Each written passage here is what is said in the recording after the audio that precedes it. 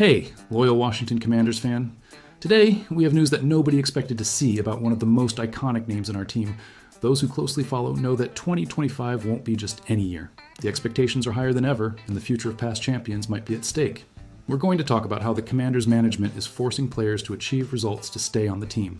Why are Commanders players entering a fierce battle for positions and starters? And don't forget, in this video we have 3 pieces of news where we will dive deep into the Commanders backstage. So hit that like button and subscribe to the channel to stay updated on everything. To start, the truth is that the stakes have increased for the entire Commanders roster in this new cycle. General Manager Adam Peters has shown that there's no longer room for those who don't deliver immediate results. This inevitably puts the veterans on high alert. Many thought Peters would invest heavily in renewing the running back position, but instead, he brought in only Zachary Merritt, a 7th-round pick who couldn't even showcase his skills in college last season due to eligibility issues. I have to admit, as a fan, I was surprised by the reliance on the existing group, showing how trust seems to be the biggest fuel for the management. Excluding Merritt, we basically didn't see any reinforcements for the running game. The management's message was clear. They believe the key lies in improving the offensive line. In other words, the expectation is that new opportunities will be created, and the running back's performance could improve with less pressure from the opposing defense invading the backfield. But in practice, this plan places almost all the responsibility on Brian Robinson, especially since he's entering his final contract year without guarantees of renewal for the next season. It's important to highlight that Robinson finished the 2024 season with a surge that excited the fans. He came close to hitting impressive marks, and everything indicated he would reach 1,000 rushing yards. However, in the final stretch of the championship, his production dropped, largely due to issues with the offensive line, and the team missed that initial burst that had brought so much value to number 8. As a fan, it's important to note, we recognize Robinson's talent, but everyone knows that inconsistent performance weighs heavily when it comes to renewals, especially in a team with high goals. Despite the fluctuations, the coaching staff continues to believe in Robinson's potential. They see a real possibility of him becoming the lead figure for the running game, now with the support of an improved offensive line. However, this decision could be the franchise's last bet before seeking a new profile for the position. More interestingly, if the running back delivers in 2025, not only will he gain favor with the fans, but he could also secure a new multi-year contract. Otherwise, he might be set to play his last games in the Commanders' colors.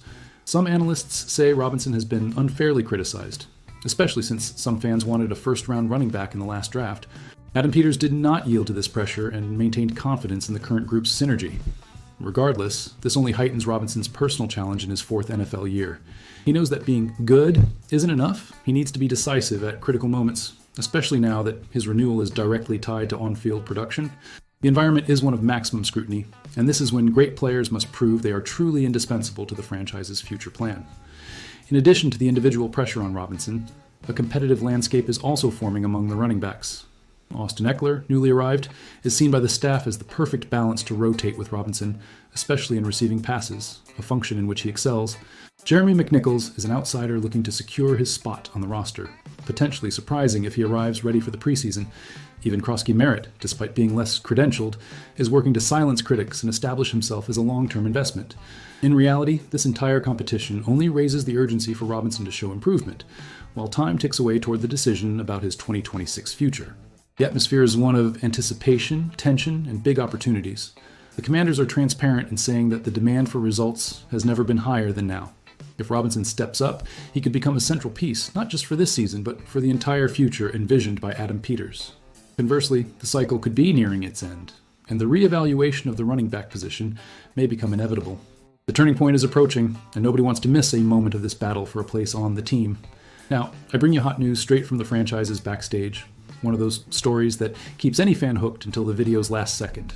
Anyone following this offseason's movements has noticed that the battle for starting positions on the offensive line promises to be one of the fiercest and most strategic in recent years in Washington. If you want to understand how these pieces will fit together, subscribe to the channel, activate notifications, and comment on who deserves to be among the starters in 2025. Let's dive into this competition that could define the future of the offense. The big highlight, of course, is the arrival of Laremy Tunsil, the new left tackle acquired in a bold trade with the Houston Texans, already boasting a respectable resume as a 5-time Pro Bowl selection. With him, the blindside protection for our quarterback reaches a new level, and it's no surprise that many people are already excited. Additionally, Josh Connerly, a first-round pick, comes in to freshen up the line and is already taking on responsibility, even knowing that initially he needs to find his place without displacing Tunsil. This is the kind of strategic move we love to see, with the team planning for the present but keeping an eye on the coming years. On the flip side, these new additions leave big question marks for two names already known to the fans, Andrew Wiley and Brandon Coleman. Wiley, who defended the right tackle position for the last 2 years, now feels the pressure closely, as his performance last season wasn't the best. He allowed 9 sacks and received an overall below-average evaluation, which led the veteran to even accept a pay cut to try to stay on the roster. I'm already wondering, will he bounce back, or might he be moved to the interior of the line or even released? Brandon Coleman is in another interesting situation. The young player, a third-round pick last year, positively surprised when he had to take over the left tackle position in 2024. Yet, with Tunsil's arrival, his spot now depends on his adaptability, likely shifting to right tackle in his second year. This positions Coleman as one of the most closely watched names in the preseason, as everyone wants to know if he can handle the pressure on the line's new side. I greatly admire seeing a rookie face challenges like this, and it fills us with pride when we see homegrown talent gaining confidence. The training camp scenario will be highly competitive. Fans can expect intense reps in practice, with each of the 4 tackles striving to prove to the coaching staff that they deserve the spot.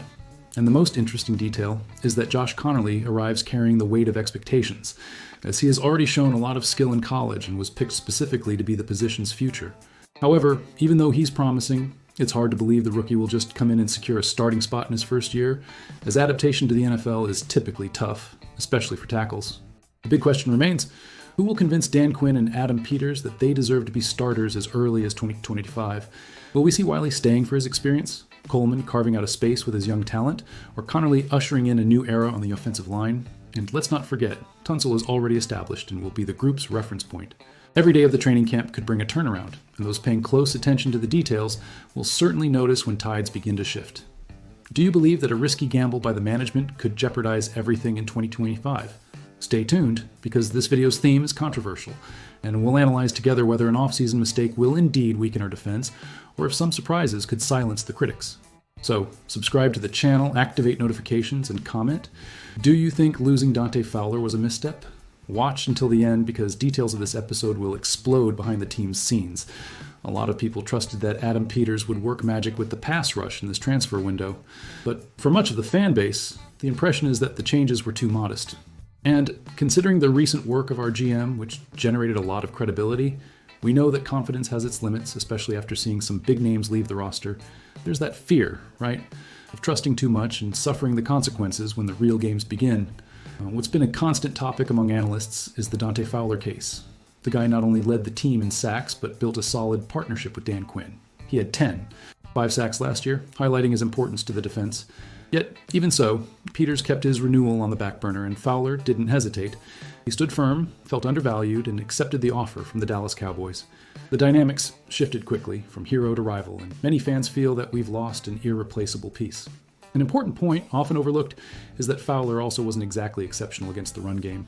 Peters made it clear he wanted to strengthen this area since our run defense was one of the league's worst. But, thinking coldly, does focusing solely on this justify letting go of one of the most productive pass rushers of recent years? The challenge is huge. Dorrance Armstrong now takes on this role with a 3-year, $33 million contract, but he's never hit double digits in sacks in his career. Honestly, I'm torn, hoping for the best, but with my doubts. This is where NFL.com analyst Nick Shook comes into play, who bluntly pointed out that if Armstrong doesn't deliver, the absence of Fowler will hurt a lot. He noted that Fowler was a bargain in 2024, played almost for peanuts, and delivered results. Now, in Dallas, motivation won't be lacking for him to show that Washington made a big mistake letting him go. On the other hand, Armstrong, although skilled, needs to prove he can be the main pressure piece on the quarterback, something he never achieved before. And it doesn't stop there. The larger criticism of this management is whether Peters truly did everything to build a competitive pass rush. The team's budget still has room for additional reinforcements if necessary, but we know the veteran market is becoming increasingly shallow and expensive. If the defense does not pressure opposing quarterbacks in the first weeks, fans, journalists, and even players will begin to question whether letting Fowler go made sense. Internal pressure will rise, and it won't be long before comparisons with Fowler's performance in Dallas appear in every discussion. The season, for me, starts with an extra element. Everyone watching the Commanders' defensive line numbers and Fowler with the Cowboys jersey. If Armstrong comes out and breaks records, great. Peter's gamble justifies itself. But if the team struggles to bring down the opponent's QB while Fowler piles up sacks in Dallas, the cost could be steep. Time is against them, and the fan base's patience isn't endless. So, Burgundy and Gold Nation, do you trust in this strategy of giving up the main sack leader to only bolster the run defense? Do you believe Armstrong can explode right away? Or do you fear we'll miss Dante Fowler? Write in the comments and share this video with everyone who lives and breathes the NFL. Will 2025 confirm our GM's gamble or become the year of the biggest criticisms? The suspense remains, and only the field will say who was right in this story.